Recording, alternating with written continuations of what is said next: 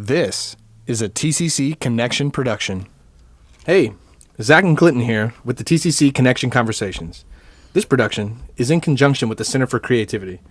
This is our first episode where we spoke with blues singer Joshua Yarbrough and filmmaker Patrick McNicholas about Patrick's latest film, It's the Blues. Pretty interesting guys we had up in the studio. Yeah, it was awesome. They came out to TCC. You know, he brought his guitar and played us some tunes. Josh is an absolute legend on the guitar. He is a great singer and songwriter. Yeah, you know, you can really feel the soul in his music when he starts singing. It really, really touches you. So this movie that they made basically documents Josh's journey to compete in the International Blues Competition up in Memphis, Tennessee. Basically, he had to go through a bunch of hurdles to get the funds and organize it and get the people up, in his band to get up there. Yeah, it's truly a story of like a two-man band.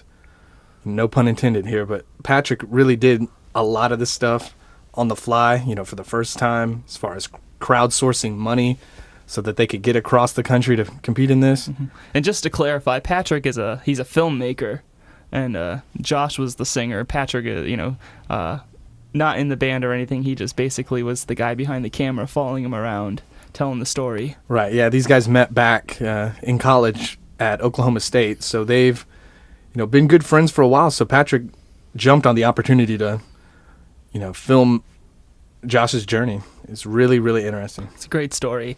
When is the movie coming out? It is premiering this Friday at Circle Cinema, July 21st.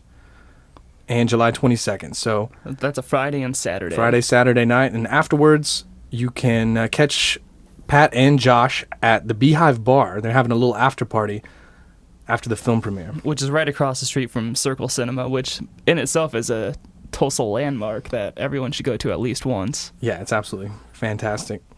But enough of our banter. We're going to roll the interview now, or conversation, as we should say, I guess. Yeah, this is the first episode of the TCC Connection Conversations. We hope you enjoy. Yep, enjoy.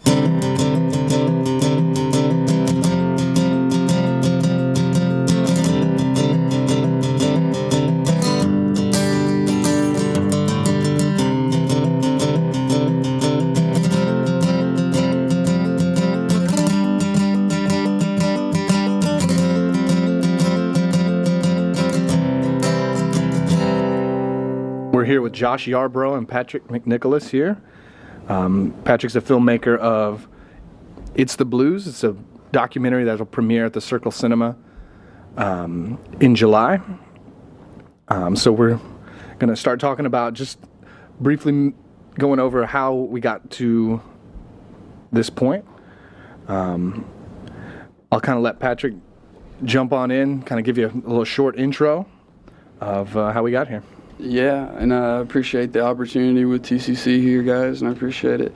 Of course. As far as background goes, me and Josh met in 2009. I went to school there at Oklahoma State, did some music originally, and that's kind of how we met.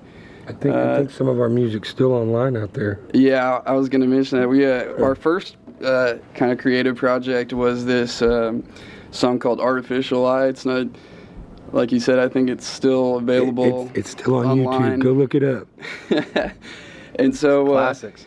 And so we met through there, and then when I left Oklahoma State, I went out to Tennessee and continued doing music, but kind of one random night ended up meeting this guy and was talking about this script that I was writing, and within the next few weeks, I was with the Film Guild out there and doing sound for movies. So at that point, kind of switched, and then did some more script writing for class, and then eventually was on the first full-length student film in Tennessee. It was called Juicy Mushu, and so it's still being in the real. I think they're still updating the Facebook, so hopefully I get to see it one of these days. They've released it, but I wasn't in Tennessee at the time.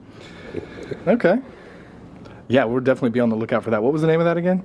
Juicy Mushu. Okay. And it was out of, most of the productions, it wasn't real big, out of a student project. I think we had somewhere to 20 to 30,000 on funding for that, at least from they could have changed since then, but I remember we had quite of an investment through the college. And that's at Middle Tennessee? That's at Middle Tennessee State. Go Blue Raiders. All right. Love it. So you guys met in Stillwater. When did you start playing music, Josh? Man, I was probably, I'm 35 now, so I started about 20, 21. My whole family played music. My great grandmother could play every string instrument like that existed. My grandpa, which is the cat I got tattooed on my arm, man. They used to run a radio show via CB radio, man, ham radio, and it would they had such a big antenna, man, that this thing got all over the world. And my uncle recorded with Jimmy Rivers and a lot of those old country guys. So it was kind of like it was always there. But like it didn't take till I was like 21, man, and I really started listening to guys, Stevie Ray Vaughan and like Freddie King, and like for some reason blues music's what really got me to want to pick up a guitar. I mean, I play all kinds of music, of course, but like dude, that's really like, I remember like it's like, yeah, man, I want to be able to play that. I want to get down on some of that. Did you start playing here in Tulsa? Man, I was living in Claremore at the time. Okay. So I mean, I've been in the area the whole time. So I started out living in Claremore. And I used to get this thing called the Blues Society newsletter. Yeah, I've seen that around town. And back then they had a thing called the Scene or the Friday Spot that they put out in the newspaper. So I'd always read. This is 2002, something like that. So I read about like the blues scene in Tulsa, guys like Steve Pryor, Dustin Pitsley, Jesse Aycock, and I'd read about the Blues Challenge. And I thought, man, I'm gonna do that someday. And so I entered my first Blues Challenge like with my dad. And I was like 22. I want to say that was 2005, 6 or something like that. So that's been going on for a while, the Blues Challenge? Yeah. Would you explain that a little bit for us? Well, the Blues Challenge is put on by the International Blues Foundation based in Memphis. And what they do is they have all these subsidiaries, which are nonprofit organizations, blues societies or blues clubs. And what they do is they hold a competition locally. And the local band gets to go to Memphis and compete internationally. The years I've been there's been upward to 635 blues acts that have all won their local competition and made their voyage to Memphis. So you walk down Beale Street and it's like, Patrick was there. It's phenomenal. It's the most blues music you're going to see in one spot, because sadly only 4% of like world population really listens to the blues, is really a fan. And if you think 4%, that's actually a lot of people, but that's not very many people. Blues is, found in all different types of genres, at least borrowed in a lot. I mean, it's kind of the center core of American music, kind of as we know it, like country, western, and all of it. So to get to go around and you get to meet all these guys, like from like there were some people. There was a band from India and Afghanistan and Germany and the Netherlands, and like it's amazing. I mean, it's a cool experience. Yeah, I ended up talking to some guys from Canada and ended up spending the night just hanging out with them downtown. The Canada Blues? Were they musicians? Man, he was a younger guy, surprisingly, he had a great which voice. He was about. That's awesome. Great voice. And he had a kind of a foot stomping thing. Man, honestly, like the only thing I could cool say. Guys. The thing about this trip, and like you're gonna watch this film, the thing you're gonna see about this that happened for me this time as opposed to the other times I went, is like I really realized that like sometimes people like try to put a stamp on it or or this, that, or the other, and it's like I realized it's like really not. The blues isn't really like a genre. It's more like a state of being. Like it's if you got a song in your heart, it really doesn't matter. And I learned that by watching cats that were in my same venue that weren't playing quote unquote blues music, but they were playing their music, and they moved on.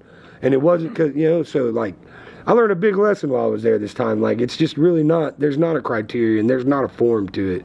It's just musical expression. That's literally all it is. And the more time you spend to try to overthink it, like you're gonna get crushed. And what was interesting is talking about your pastimes going there. The movie was originally supposed to be the year before, and we had a whole different.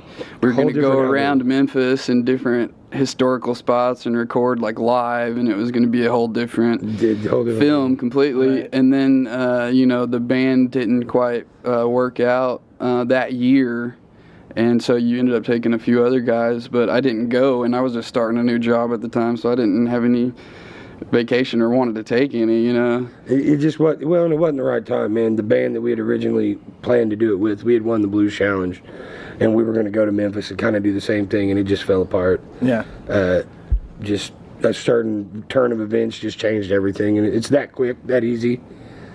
But I think it was for the better. I mean, well, man, we got some really good... I think it went down for a reason, man. You know what I'm saying? Like, he did a little bit of footage of the band pregame. Yeah, so I had some of that, and I mean, the band broke up, and there was just like a whole lot of events in my life, that it went down. My dad died, I had a baby, and then I was just kind of that point that I'd always been rolling with all these bands, and I was like, I'm gonna do it solo. So I did it solo, and I won, and I called Patrick. I was like, well, man, you want to try this thing again?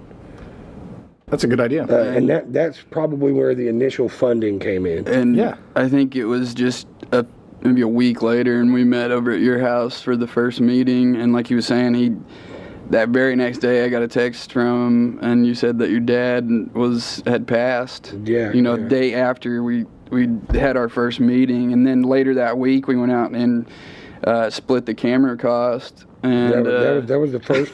That was the first initial financial part of it right there. Was the first part was we bought the camera. Yeah, and that was just the camera. I mean, we bought more I bought more accessories after that, but the baseline was. We had another friend throw in some financial money to buy the microphone for the camera. Yeah. We had a few people step up and really, maybe not throw like hundreds of dollars, but people were trying to put in their help. They were doing what they could. It's like at my dad's funeral. My buddy's like, here, go buy the mic. And it was just, people really wanted to be a part of it. Yeah. And at this point, we didn't have a band. We didn't have a plan to record a Sun studio. None of that had even, this is September of 2015, right? Yeah, and that's kind of where the story picks up, It's not a biography on his life. It's more of just that snapshot in time from there was when just so it started. Much to have to do before, like we're trying to plan this thing. It's like, well, we can try to go to my hometown, and it's like none of that mattered at this point. You know what I mean? And that's what I think Patrick got his idea. It's like, man, we don't need to do all that. We need to focus on this. On this particular, and I mean, he makes it sound easier than that. I mean, I went through maybe 5 different ideas, scrapped them, and then kept coming back. But the direction you've been started smooth, to become bro. clear. I'll give you that. Okay, you've been smooth. All right, you've come through, and you've been. He made it look easy. Yeah, he's a pro over here. He really is. Like from what I've seen of the film, which I haven't seen much, I've seen bits and pieces. For a one-man production crew. Yeah, I mean that's all you. One-man production crew. Like, in the amount of editing and just, I'm beside myself. Yeah, I saw you said it was like a 15-hour export on Adobe. I mean, dude, he said there's like 200 gigs of video. Yeah, I mean, once we, I'd shot up to 100 gigs or so before we left for Memphis, and then just doubled that next week with 200. And I mean, just the Sun Studio alone, in the movie, it's almost 10 minutes of the movie, and in reality it was 4 hours of sitting there running through my batteries. Keeping 10 minutes of that is still seems like kind of a lot. Yeah, right? And I mean, that was kind of one of the biggest goals, is just not to have too many slow moments. I mean, there's only so long you can watch one performance and kind of get the gist of it. So I mean, in Sun Studio there's songs that he was trying and it just didn't work. So I mean, it shows more of the things that happened in Sun Studio. I don't want to give away too much, but there's some conflict that definitely. The troubles of trying to squeeze 12 songs into 4 hours, man.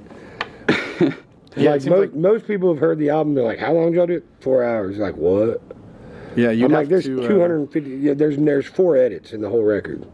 Wow. 4 edits in the whole record, and I'm not saying it's like the greatest record like on the planet, but man, the band impressed me. I'll just say that. That's awesome. So you want to talk a little more about the planning and kind of the funding, how everything kind of came together. I know you mentioned some people helping you out with the mics, money for the microphones and whatnot right after your first meeting. So what was that like? You know, I mean, from working on past projects and seeing how, you know, how many people it takes to make something happen, and not to say that it has to be that way. So I kind of flipped it on its head and knew that we could probably get away with you know, doing this ourselves. And so I didn't really have anyone to bring on, but like you said, we had people that helped us with some equipment. But when it came down to lighting and setting up the schedule and having people hold a light every once in a while. Yeah, I mean, in reality, I mean, it was a no-budget production. I mean, because if we didn't have the camera, we wouldn't have the documentary. So I don't know if that's really a part of the... Well, what had happened, you know, that's when I kind of came up with the idea for the Sun Studio deal. And that's like right when we knew that like we were going to need money for this trip. We'd already bought the camera. We were going on the trip no matter what. I mean, this comes down to we discussed taking a train. You know, taking a train. Just me. Remember that we discussed we were going to take a train. All kinds of. Tried to talk him into it. He didn't want to do it. We was going to. We were going to train up to Chicago. We were going to train up to Chicago, lay over, leave Chicago, go down to Memphis. That's where the train went. Or something? Yeah, something. That's how the train ran. That's you guys obviously we souls. Yeah, and dude, I was like, oh man, you know, obviously never done that before. It's like I'm ready to bust. Yeah, all right. You know, I'm like, I'm at the home of the blues. Like, let's go. Yeah, that's awesome. But you know, then it kind of started really turning. Yeah, I got to the point where I was like, man, I had these songs. Like several of the songs on this record are 10 years old, and we're going to Memphis and we're doing this documentary, and I'm like, all right, man, this sucker's got to be hot. You know what I mean? That's what we live our whole like musician career for, is to market and get us out there so we can do this for a living. That's why we're here. Right. You know, so I was like, this thing's got to be happening. You know, I got Patrick coming along with the cameraman. You know, he's down. Like, you don't find somebody that's willing to, like, one that thinks your story is interesting enough to even follow you around. Yeah. And listen to, you know, all of this and go through all this. So it's like, one, I'm honored. Two, I don't want to let nobody down. You know, I want to make sure that we all. So that's when me and him discussed a GoFundMe. Yeah. That's when we knew it's like we were gonna have to fund. We were gonna have to at least pay for the trip there. Yeah, the GoFundMe that we did is featured in the January chapter or the December chapter of the movie, and you know, the funding that we did was $3,000. We had 20 days to do it, and actually, all that money went to getting the band there. And it was basically. I mean, none of it actually travel went fund. to any that's all of it the was for. filming. That's what I'm saying. We just knew we needed to get there, and we wanted to get the band there. And I knew that I needed to come up with the money no matter what, whether we were doing the movie or not. You know, I had to. So luckily for me, I have Patrick over here, and he helped me quite a bit. We did update videos. That's awesome. He helped me with the schedule and the timeline, nice. And really helped make it work for this trip. You know, it's like if it weren't for us, you know, talking to people, say, hey, we're going to do the album, and we're going to do, you know, we're going to the IBC, and like, I don't think it would have brought the money like it did if we wouldn't have had Patrick, you know, doing the update videos, me and him sitting in front of the camera and really talking to people. And luckily for me and the guys in the group, and Patrick too, you know, there was just enough interest that, man, they were throwing money at us. That's awesome. I'm not saying, you know, they were happy. They were happy to. They were excited. I know what to the get movie the CD is, back. but when they all got the CD back, you know, they were all happy. The Tulsa Blues Project, a cat named Alan Jameson, man, come through like a gangbuster, man. And you know, we competed against each other in the Solo Blues Challenge. And after I'd won and stuff, he'd approached me and said, man, I want to help you. Man, that's awesome. You know, and he you know, remember that name if you guys are listening to this Tulsa Blues Project. They are bringing some of the most coveted blues artists into Tulsa right now. They're doing free shows at Unit D and Blackbird, and they're bringing, you know, Muddy Waters, old guitar player. They're bringing in Leon. You know, they're bringing in some great acts, and they're doing some good things. And they helped me fund, you know, my album part of it. And you know, and if it really wasn't for them, it might have been a whole lot of a rougher trip. Oh yeah. You know what I mean? because we were fortunate enough that it didn't cost Patrick anything to go, and it didn't cost me anything to go as far Really? as, personal money. We had enough people That's awesome. that were interested. So, I mean, Yeah, I mean, Like, we we got made really lucky, We you made know? the deadline with just, I think the last $300 was made In the that last 24 night, hours. and we didn't even have, we had less than half of the funding a week. yeah, Or in a week we almost. raised about $1,500. That's amazing. So it, in that crowdfund timeline was, GoFundMe was kind of always like, we could try it, we don't want to, we could try it, and all the way going back to October was, like, we're gonna do this. We kind of had some planning, and then my computer crashed, and so we got set back. And Well, I mean, and let's face it, it we was wanted, better to leave, we did launch it everything we could to closer try to do it without the GoFundMe. I mean, we wanted to just do it, Yeah. But it's like, we're looking at other people that are doing the same type projects. And we were able to go, like, I took a 5-piece band in Memphis, Tennessee, and like we went and had a good time, and they played great music, and me and Patrick were able to go to the International Blues Challenge and work with all these people, and like on a budget that most people can't even touch. All right, most people spend way more money on something like this than we did. You guys are pretty frugal. The album cost $7,000 total, and that's recording at Sun Studio, man. Elvis recorded at Sun Studio, like we're in uncoveted ground. And the only reason the album came out that well is because the band is phenomenal. Like, they made me look so awesome. Yeah, I mean, So yeah, we know that you competed in the competition solo, but you also had to bring the band you mentioned along with. Yeah, so yeah. how did that kind of split up? man, what it was is I formed the band with very close friends, and we set it up, and I booked the studio time. I believe the studio time was was it on a Tuesday? No. It was Studio time was on a Monday. The competition started on a Wednesday. Yeah, it was on a Monday. So we got the funds together, and the booking, we did the studio time on a Monday. So we drove out Sunday. We drove out the Sunday before. We all drove out there. In the film, we had some car trouble, and just you'll watch the film and you'll see it's just like, oh, this happened and then this happened. We had some car trouble, so we had to send a couple of them back, and then they ended up showing up later. And Monday morning we got up. I took them all to breakfast and fed them all. Now, mind you, all these musicians did this for free. All right, now these guys are pros. They play every weekend in Tulsa. They're playing with several different bands. Chris Kyle, the keyboard player, has been to the IBC with another band several times. I mean, these guys are pros, and they come, and I wined them and dined them as best as I could. I made sure they didn't have to pay for any of their fuel, and we just had a really good time. It was probably one of the most stress-free endeavors I've had when going into the studio. It's like a stressful situation. It really is. There's a lot on the line, when you're putting your money down, and it's like you kind of got to put your money where your mouth is. Yeah. Now I'm like, all right, we're going to record an album in 4 hours. It may not have been stressful for him, but it was definitely stressful for me. No, I know it's stressful. Yeah, what are you talking I mean, I'm not saying it wasn't stressful, but I'm saying, like, compared to the work I've done with other people, and the fact that we come out with a full-length record in 4 hours is pretty And another thing, that amazing.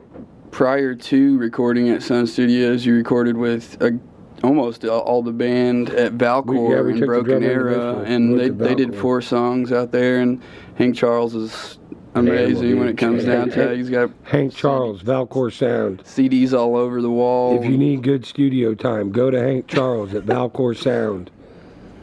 $40 an hour. Unknown it's good hero. stuff. But Sorry. So you had to have the band come along with you so you could compete, but you guys also just spent the time recording it. Well, I didn't have to have the band. I did it solo. The competition was just me. Oh, really? That was, like I said, that was kind of just a thing I added to it. I got you. I was going to go in the studio solo for 4 hours, and like, what are you going to do for 4 hours by yourself? I really felt that way. And I had songs that were 10 years old, about my wife. I had a new song about my daughter. I had just this handful of songs that, like, needed accompaniment. Like, I just really didn't feel like spending that money to go there and going by myself. I didn't really think I was going to be able to accomplish the things I wanted to, if that makes any sense. So that's really initially why I wanted to bring them. It's just I had a certain sound in my head that I wanted to be able to get out, and I didn't really want to wait anymore to record these songs. I didn't want to I'd been sitting on them, you know what I mean? Yeah. I've been sitting on them for years, and it's like Finally get to record those with the everything people else you I've like. done with other bands. Like I'd been to the Blues Challenge twice with a band called the $5 Sugar and another band called the Boogie, and we were just like rock and roll blues explosion. Like there wasn't no arrangement, man. We were animals, you know. Yeah. It was great. We had a great time. They were really solid bands, like some of the solidest work I've done. But like we were just kind of loose cannons, you know. We were just we were rocking and rolling, and so a lot of the songs that the first album we put out with them was just kind of, I won't say sloppy, but it wasn't what I wanted. And I didn't give them all my songs, you know. I had a handful of songs that were mine, and this was an opportunity to take a band in to the coveted Sun Studio, because we were going to Memphis anyways. Right. And so that's how they got on there. I mean, we were going regardless. And they only stayed that. You know, they left Well, they with us left on Sunday, Wednesday morning? stayed Monday, and then left on Tuesday morning. Yeah, They left left Tuesday morning. So we had, the competition started on Wednesday, and so we had a day to kind of. It's kind of a some stuff. good reset day. Yeah. We reset. Where did we go? Did we even do anything? I think we slept or something. You'll have to watch the movie. Yeah. I think we rested. And the movie premieres at Circle Cinema on July 21st and 22nd? Yeah, we'll have an evening premiere on Friday, and what's great about that is we're doing an after party where he and the band, or most of the band, is going to be playing. All right. And he just did that earlier this week, and I got to hear him, and it was I really, everyone that makes it out to the after party is going to have a good time. Are you going to be selling copies of the film at the premiere or anything like that? No, we won't be we will be selling posters and whatnot, Okay. but the film is still kind of in the film festival circuit. So Really? Any kind of, I'm hesitant about really getting it out there too much. You know, so we're gonna kind of ride the roller coaster of film fests and other showings. I'm talking to a few people about some dual screenings, and that will come in time. So eventually we do plan on having some kind of distribution if someone wanted to buy it, or maybe even like a online series release. Yeah. So we'll just see what happens. Yeah, that'd be cool. If people can just go out and look it up on YouTube or whatever you decide to put it on. Definitely be looking for it. You want to talk about kind of the editing of the film and the equipment you used and kind of things that went into that? Yeah, and like you were saying, the 15-hour export. Oh, yeah. So, where I started, it was, well, I guess we got back, right at the very end, or the beginning of February, and, we didn't have a title to the documentary until we were driving back that Sunday, and, I was kind of thinking about it, and I don't know really what triggered it, or maybe we were talking about it for a while, but it was, the title "It's the Blues" kind of came to mind because it's, obviously blues music, but the kind of the deposition of the blues and also the feeling and everything. So once we had the name, we launched a Facebook. I think later didn't we use the Mission to Memphis for like our kind of for the the Mission to Memphis. I remember seeing that. crowdfunding thing. The That's subtitle on Facebook on It's the Blues. Yeah, It's the Blues Just Mission. search to that on Memphis. there. Or if you're wanting to see the crowdfund video, which I spent a lot of time, kind of researching how to do crowdfund videos well and this and that. So that's on my YouTube. It's just called Joshua Yarbrough Mission to Memphis, and we kind of played on that title and used that as a subtitle just to kind of, because it sounds good, and it was also, some people were familiar with it already. And so we launched the Facebook later that week, and then I, kind of released some content, some video content. But for the most part, I sat on all the content for a month, and kind of needed some time to decompress because we had been at it for a few months. Yeah, off and on. Were you editing on the road at all, or were you just shooting and going? I wasn't. I'd look at some of the content. There were some issues, with certain lighting conditions because we're just out. We're kind of jumping from one place to the other. It's not really. It kind of is reality TV show-esque shooting. Really? Minus the kind of the reality, I guess. Minus the huge production crew that comes with all that stuff. Yeah. It's not actually reality. I mean, dude. I'm this just saying, is reality. So, I'll just say it now. I mean, like from my standpoint, not knowing anything about this and just watching Patrick work, like it was a lot of work. I mean, like if you read about productions of this magnitude, I'm not saying it's huge, but they usually have some other cats involved. So it's like, yeah, it's impressive. yeah, I'm pretty impressed. Me like too. what I've seen of it, I'm like, wow. Like I'm me on TV, you know, like dirt. Hey, if you want something right, you got to do it yourself. and I mean, you? and I guess even going into this project, I didn't know how to do everything. I had to learn a lot along the way, and one of those things that helped me a lot was, doing, making up for those camera adjustments that were done. So like if my auto white balance was on, I have to keyframe the opposite color temperature in order to keep the same color within the whole frame. So I mean there was a whole bunch behind the scenes, color correction, stabilizations of holding the camera. I'm not very steady hand. So I mean there were a whole lot of not to mention audio adjustments and transitions, and I mean obviously if we had this planned out I'd have every shot that I wanted, but it was kind of all on the spot and we just had to get what we could. And I took that month off and started editing right when we left for, I started the edit for when we left for Memphis, which is now about 20 minutes into the movie. And I just pretty much started from there and ended up into the competition and then worked backwards. So I kind of knew where I was going when I went back and started editing the beginning. So there's a lot of foreshadowing and also there's some stuff, narrative that kind of explains more in detail, and then again like foreshadowing to more conflict. So I mean there's definitely more it's a film, Definitely has its ebbs and flows. What are some local films that you've kind of taken from, got inspiration from, that you've seen?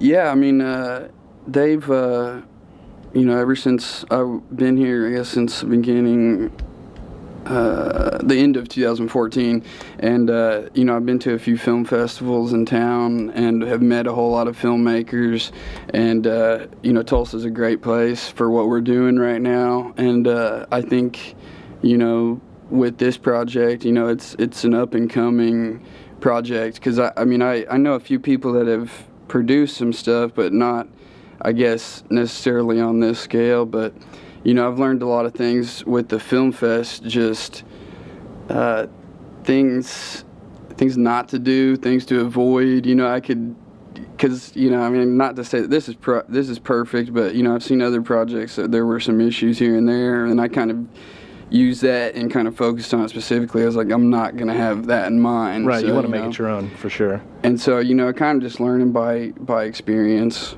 and cool. The editing workflow, going back to the 15-hour export, I created multiple files. I'd do the December chapter, and then I'd do the January chapter, and I would split it up, and then eventually I would put all those sequences into a main edit, and then that's where the long export comes out. And I feel your pain. I'm looking at another one too, because the movie's finished, but I kind of want to go back in and add some extra content. So for the Circle, so you're thinking like a little extended release? Yeah, there's going to be the Circle release is going to be an extended, not by a whole lot, but there will be some extra content. Are you bringing the blooper reel? Do you have a blooper reel? Yeah, what's up on the Did you make a blooper reel? There was. I know there's a blooper. I made a point to keep a lot of that out. I mean, there are some funny moments, but Blooper reel. I don't know. I guess I'm more serious, so I kind of. When it comes out on Blu-ray, I'll make sure that the blooper reel. Oh, that'll be in the extras. Yeah. Well, and that's the other thing. Like, it's like we're either going to have to put it online or we're going to have to do Blu-ray, because it's like all in high definition. Oh yeah. It's just like. I'm telling you, man. Patrick What I've shoot seen of it, anything dude, I else. about stroked out. What I've seen of it, I about stroked. Tears come to my eye. I about stroked out. I honestly, like, I'm nervous. You can say you may be the most excited for this. Dude, I'm nervous. I know that. Here's the deal. There's one thing about Beale Street. All right, when you go down and partying with a bunch of blues guys, they party. Okay, so Friday night after you get done partying, is when you learn that or Thursday night when you get done partying, you realize that's when you learn you don't get to go to the next day. You know, that's the day that's the night you learn that's like you're going home. So it's like invasive questions on camera while I'm buzzed. I know it's on there. I'm so nervous about it. I'm like, oh my God. But it's real, man. It really is. Like, to me, when we did this, there was a lot on the line. And the reason there is what comes out of this is gigs. What comes out of when you win this thing is exposure. And when this is what you're trying to do and trying to make your living, like doing what you care about the most besides your family, and they're the ones that you're wanting to make this whatever there is out there for, like there's a lot on the line. You know, a lot of people, well, you know, we're here to the Blues Challenge to network and we're here to do this. It's like, you know, it says challenge and there's a word called competition in it. And, you know, excuse me for having a competitive nature.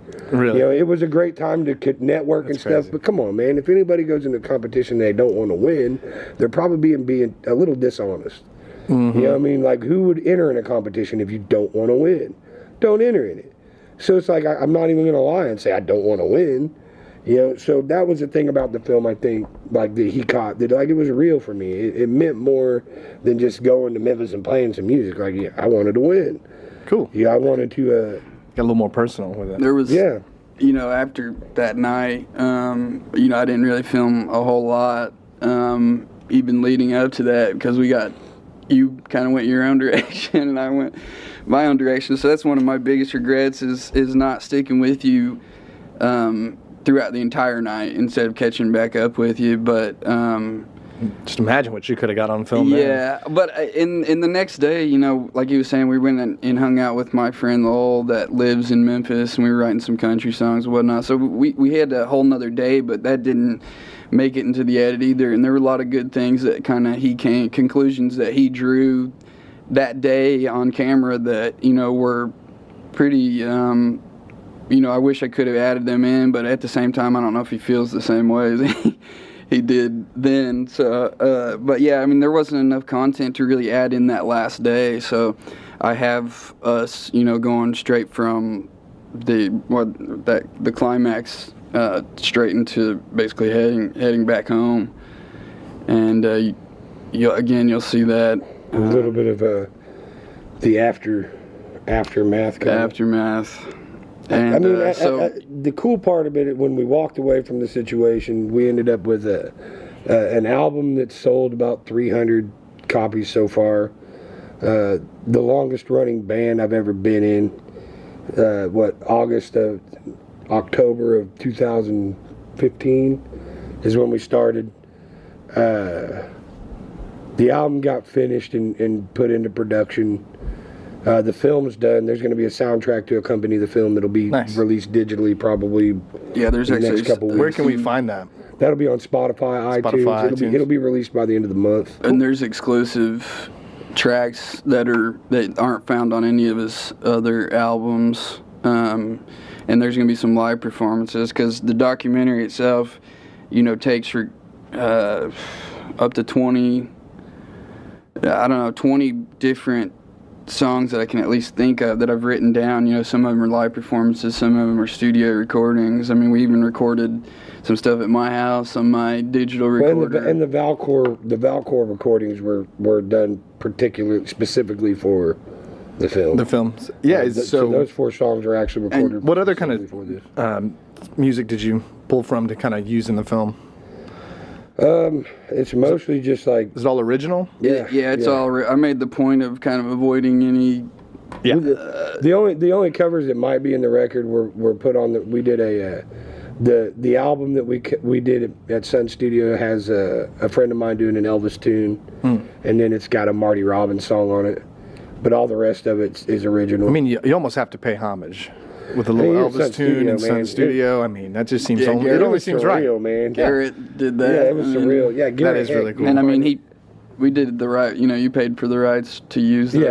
Everything's. And so there was a whole nother, you know, angle, was just the legal angle of not only your album but for the documentary. He had some things couldn't go in there. Really? Because of just. And some things I wanted to avoid. You know, I mean, for those who are going to watch it, it's definitely PG rated or maybe well, and he PG-13. That's one thing too. Is like if you listen to my albums, man, I'm not like a profane dude. Like I've never. True. You know, if you listen to, here's something I learned a long time ago. People who listen to music that has profanity in it will still listen to music that doesn't. But people who don't listen to music with any profanity won't listen to music with any profanity. That's You know, it's just plain and simple. That's You know, true. the people who don't mind it will still listen to, you know, but I want you to be able to bring your grandma, dude, because more than likely she's probably going to dig what I'm doing. You know, like that's straight up. I'm just trying to carry a torch. And all the music that I do, all the original stuff I do is coming from somewhere before I was here. Like, so we're really just carrying a torch. You know, we're trying to keep something alive that's a dying entity. Like nobody's listening. Oh, yeah. Nobody, you know, back in the early 60s, it took a whole group of Europeans to bring people like Robert Johnson and Son House to light. It took somebody from a whole other country playing American music to get us to pay attention to American music, when in fact it all comes from America, like or early colonial days, whatever you want to call it, man. Right. It came from field hollers, man. It came from hard times and living rough. Like everything we're listening to started right there. It's the blues, man. You know, like the new bands that you talk about. You were asking earlier about some of the influences that's out now. Yeah, Gary Clark Jr., man, is killing it. Nathaniel Rateliff and the Night Sweats. Oh yeah. Oh man, what else? John Leon Moreland, man, Bridges. out of Tulsa, Oklahoma. Like John Moreland is just, he's doing music that's genre. What word am I looking for? Defying. Like he's not even on the register. You know, they're calling him this and they're calling him that, but he's like out He's there, just way in off onto a different spectrum. He's writing music that's like real, and like that comes from the heart, man. And to me, that's the blues. Like That's awesome. it's just real music. So you're going to keep the torch alive. You're going to carry the torch. That's definitely a pro. What are some of the talk about kind of the pros and cons of the whole experience in general? I think what are some put up pros? with Patrick, man, was one of the cons. Working with him. Yeah, I think that was actually, him being on in time my for opinion, things. the pros of it. I mean, we have some stuff wrote down, but the pros of the whole thing, I think, was to learn. We got to learn a whole lot about, like, you know, he worked with me a lot about, you know, how to stand and how to really approach the camera so he could get better angles, you know, to try to be more photogenic, to try to realize that we are on camera. And I'm not saying like try to play into that, but to play into that. That's part of the deal. Like this thing's got to sell. He works. We got to bring people in. So I think the pros for me is I learned a lot. One, about kind of myself, you know, watching myself on camera and seeing like, and working with Patrick and us being able to work outside of just the music stuff that we've done before, and to really sit down and listen to somebody else and try to like kind of let somebody else direct you, you know, because that's hard to do. I mean, it's hard to just to like be like, okay, tell me what to do. Yeah, I mean, you got the man right here. I mean, he works Channel 6, so he spends most of his time directing people where to stand, how to sit. In the camera. Yeah, I definitely tell that's definitely a pro. I tell the anchors what to do, and if they're hearing this, they'll find that funny. So. Yeah, he tells them. Well, and just tells the them exactly they're what to good do. people. The biggest pro of it was the experience. To come back and like sit down, and now like here we are. We're less than 2 weeks out, and we're going to go to the historic Sun Studio is where we recorded. We're going to have our movie at the historic Circle Cinema. You know, The Outsiders, and so many things have happened there. Yeah, And the fact Tulsa that landmark, pretty much. we get the opportunity to present something to our community that like we worked really hard on, and that we really. That's the biggest pro of the whole thing, is like to sit back and look at it and like nobody quit. You get into a lot of these projects where people like, it's too much, you know, and for all of us to withstand the stress and to handle the heat, you know, and to have a finished project all together, because I really combined the movie and the album, and the whole experience is just like a big giant project for me and him together. And then the movie now finally something that he's just worked tirelessly on, and finally it's like, I mean the original we finished, or the documentary was actually finished in February, but I spent some time trying to get it to release, and now we're finally here in July, and we're finally releasing it. And it's definitely been a journey, but you know, the pro, like you said, is Circle Cinema is releasing it locally where our biggest audience is, and and just getting it out there for everyone to see. And like he was saying, learning by experience. For me, you know, it was learning, you know, crowdfunding 101. For me, it was learning editing, you know, different coloring techniques. And he did all that. Like, he did all the crowdfunding research. Yeah, I can't say that I knew a whole lot of this stuff going Well, in. it really didn't fund his movie. It did fund the trip, but, like, we had to have the money no matter what. And, like, man, he really took the lead, and, like, he jumped in there on that, man. And I really... Yeah, we had I'm not saying we couldn't have got the money if we'd have done it another way, but I'm telling you now, the way he did it made it easier. Yeah, it sounds like... Yeah, he there were really made it three- to where we could communicate with everybody. There were three different iterations, because we had one video that, you know, after doing more research, was obviously too long and too boring. And then the second idea was, you know, a little variant of that. And then we just shot a whole new thing. We did a stand-up and had you in front of the camera. And then that's what you see in the YouTube I want to say video. that was the hardest part of it, too, was the crowdfunding videos. I mean, because we were really trying to... Sell yourself. It's a marketing thing, man. It's If you're not horrible at necessarily marketing, us, you're you know. horrible at marketing. Yeah. Well, I mean, that was the con, you know, as far as like marketing and promoting, is like it's an uphill battle, because I mean, we didn't pay anybody to do this for us. I mean, it's like we're kind of splitting our task between, you know, talking to Circle, talking to Hanging up posters, trying to make phone. Well, I mean, in the International Blues Challenge is every January, so I mean, we're trying to push to get this shown there. Yeah, and Indie Memphis. And Memphis Bound has prompted me to want to do the Blues Challenge again this year. So I mean, who knows? But we might be going making back another next year. movie here. Yeah, well, I already told him if we go. If we something need some happens- funding. Yeah, what's... I already told him if we happen to win, we're gonna try to pull it off again. Yeah. Yeah, that would be... I mean, it's a great story, we man. still haven't agreed to awesome. anything. What are yet, some... You have any future projects you're working on right now? Yeah, I mean, and He's you know supposed this, to of video course. some of my new rap videos. We're supposed to work on okay. some rap. That's not true. Oh no. But I mean, was he a knows me, so you know, I'm working on a much larger art, time lapse, slow motion movie. You know, really artsy, kind of non-dialogue. Yeah, so if you it's- guys don't know, Patrick does a lot of cool shots around town where he gets amazing time lapses from downtown Tulsa to ORUs, and I'm University working Towers. Yeah, I try to get all over, and there's a lot that, you know, a lot of people that haven't seen.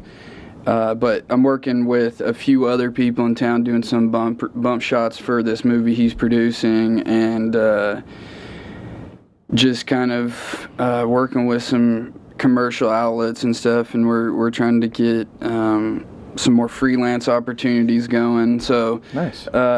I mean, there's definitely a lot on the plate, and this is, you know, definitely going to help for future investors, or for anybody that, you know, doesn't believe that I can finish something. Yeah, you're going to have the whole Tulsa music And scene so, on your heels ready yeah. to make their own documentary.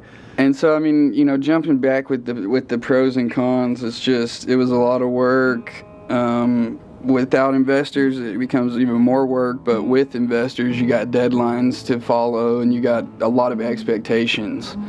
So, you know, I wanted just the ultimate freedom, and I knew we could do it at a low cost, and I had enough ambition to go out and do it. And luckily, you know, another huge pro for an independent film is getting music. And I was front row and center there. So, I mean, that's kind of a huge, you know, kind of thing that I guess goes somewhat unnoticed with a project like this. For sure.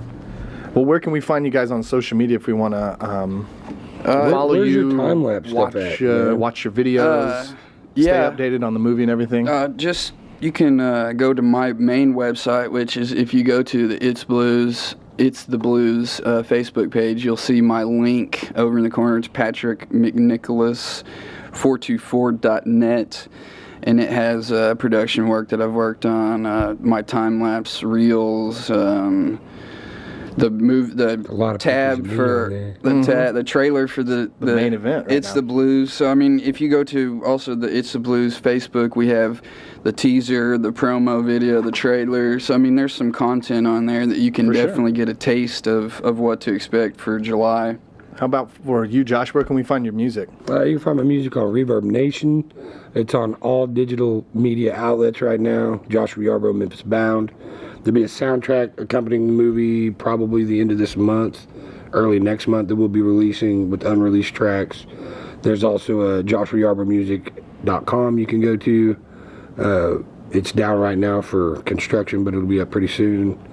You can find me all around town, man. Yeah, and I think you can check the Tulsa Blues Society Yeah, if website you check as with well. them, they'll find me somewhere. Yeah. I think I've got I play every third Tuesday at the Tin Dog with Memphis Bound. Oh, yeah.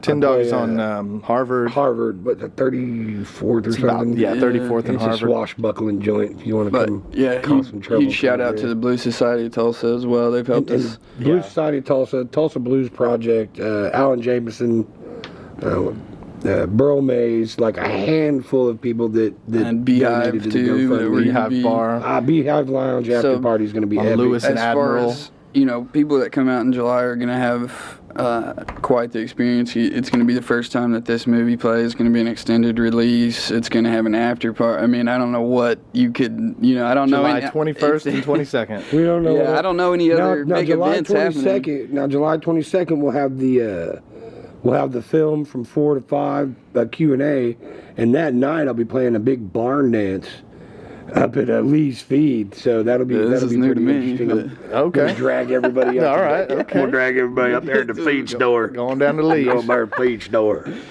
Excellent. Well, is there anything else you guys want to mention before we wrap up here? Man, what's your Instagram? That's where a lot of Oh that. yeah, Shout it out, Pat. Give your you shout out, Patrick. Man. It's very similar, but it's also very confusing. It's a mix of it's equal letters of my first and last name. It's PATRICHOLAS 424, and that's at Instagram. Or if you how would you say if it? you, it's no You one can says say it. it. Come No on. one says it out loud. But Well, say it out loud. I want to hear you you say can it out find loud. if you just hashtag Tulsa or look up like recent Tulsa pictures or even hashtag time lapse Tulsa, you'll find me. It's not hard to find. They're really cool videos. He's Very doing cool. a lot, man. Awesome. But feel free to reach out for future projects, and if you have anything to say about the release, or if you want to help us out in any way, we're looking hopefully for some people to take some pictures, not on their phone. So hopefully, Specifically. just shout out, yeah. need to- Well, I mean, but we're gonna and have those too, of The course. thing there'll is, be like, plenty of those. Yeah. just so everybody knows, like we are completely new to this thing. We've never done anything like this. Patrick has done what work he's done, but like this to me, it's a really big deal. Like to see Patrick finish this thing, like, and knowing how many hours he's got in it, and knowing like how much work he's got in it. Like this is something new to us completely, and like.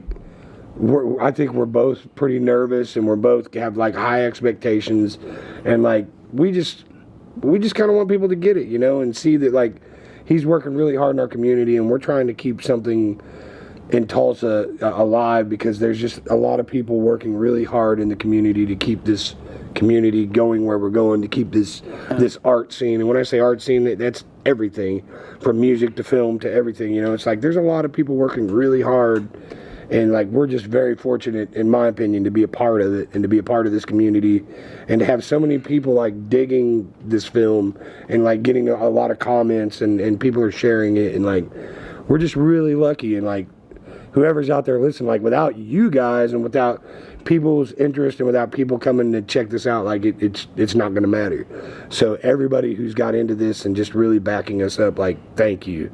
Like this is something new for both of us, and we've had, as far as from individuals, we have, tons of support, but, kind of communicating with everyone and promoting and everything, it's been, like I said, a kind of an uphill battle, but, luckily new, those man. individuals, We don't know what- those we're new, we individuals don't have know helped what to us do. out. Well, I'm glad you also he's- quote that a lot, because I I want do that same to quote. I want to amend that statement just a little bit. I've produced I've screen wrote one film, and it's also on my YouTube, so check it out. It was in college.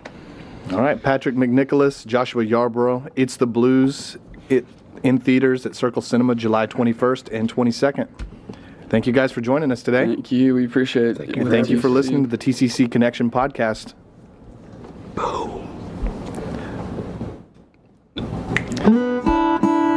And then Josh is going to play a little song for us.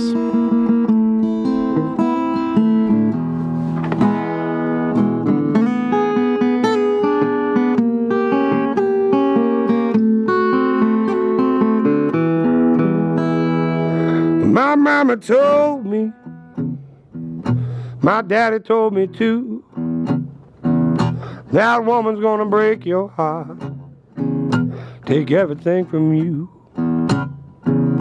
But I didn't listen.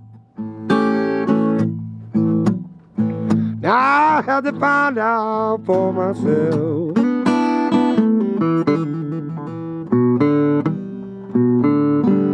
I should have known, baby, he's gonna be hazardous to my health.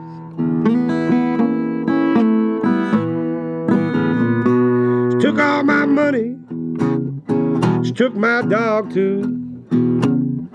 She left me here with nothing, man. Nothing but bills was due, yes, but I didn't listen. I had to find out for myself now.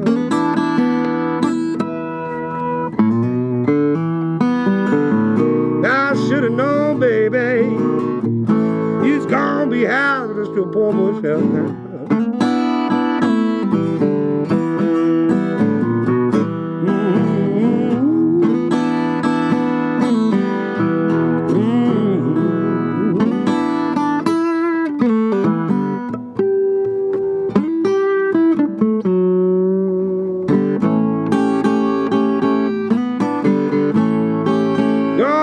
Has this poor boy's help now.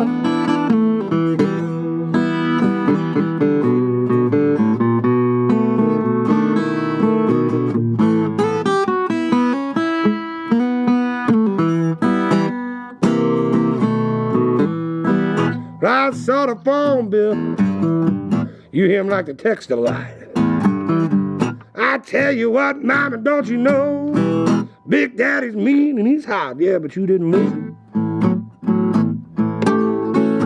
You're gonna have to find out for yourself.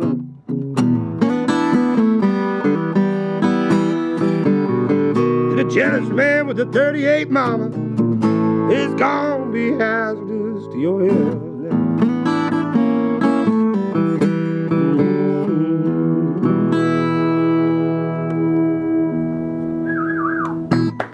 All right. Thank you so much, man. We want to thank you for listening to TCC Connection Conversations. Stay tuned for the next episode, and in the meantime, pick up a copy of our print edition. You can find them at all 4 of Tulsa Community College's campuses. Thanks again, and stay classy, TCC.